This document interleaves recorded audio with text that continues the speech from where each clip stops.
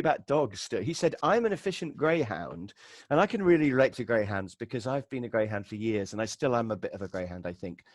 And the greyhound is the person who is very organized and efficient, but their goals are maybe not very clear. So they just go round in circles thinking, well, I'm efficient. That's good. I did loads today.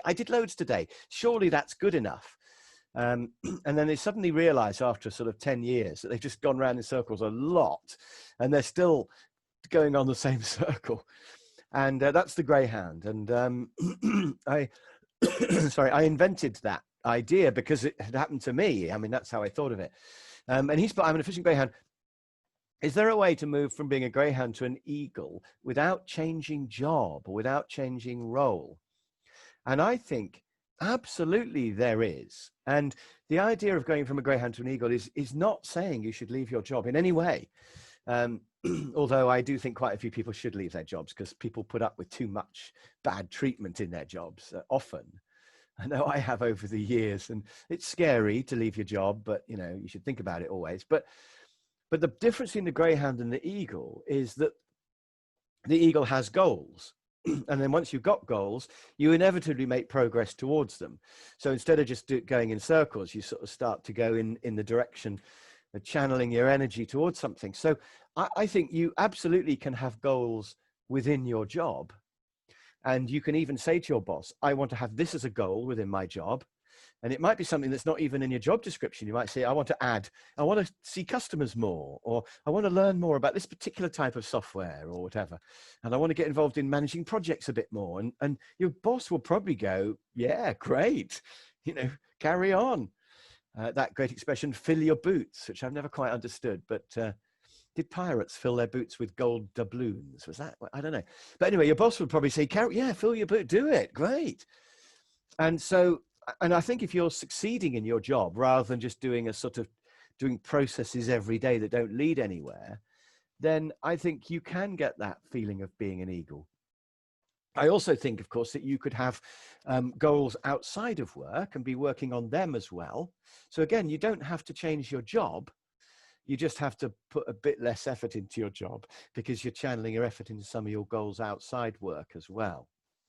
So I don't think you have to change your job. But if your job just doesn't excite you and you just can't think of any goals in your job that you want, if all of your sort of work type goals are in different areas to your job, then I think you should leave your job and you should follow your dreams and follow your goals. So if you've always wanted to run big projects and you're making pies in a pie factory and there's no projects, then you probably have to leave the pie factory and go and do a project manager's job. You know, so I think your goals will tell you whether you need to change job or not.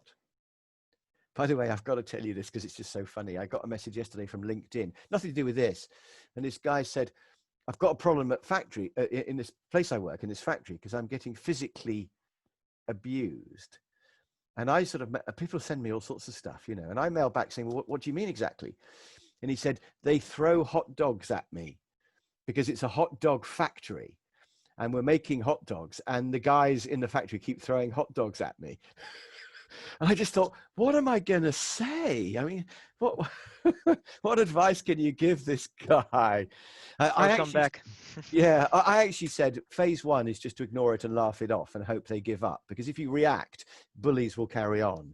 So, you know, just laugh it off. Oh, you guys, and maybe throw some back. But if they keep doing it and they just don't stop and it upsets you, then you've got to become more serious and say, look, this is really upsetting me. I'd rather you didn't. But, you know, I don't know whether that advice is going to help him. But I think he probably needs to look for another job. So that was the answer to the first of Ian's questions, I think, which is that going from a greyhound to an eagle is about having goals. And that doesn't necessarily mean leaving your job, because you could have goals within your job and you can have goals outside your job. But if you can't think of any goals within your job, then, you know, if your dreams are in a different area, then I think change job, because life's too short to do a job that doesn't excite you, you know, for your whole life. And when you're 25, like Kathy there, I can see, and whatever, then you've got your whole life ahead of you and you can easily waste a few years and not really care. But when you get to sort of 35, like Ian, you start thinking, I probably should get a grip. And when you get to 45, like I can't see anybody who's 45 or 50 even, you start to pretty much panic because, you know, you think, well, I'm, you know, in 10 years time, I'll be 55 or 60. And so then you really do need to focus. But, you know, I think even when you're 25, you should be focusing on a job that excites you. And you do have that choice.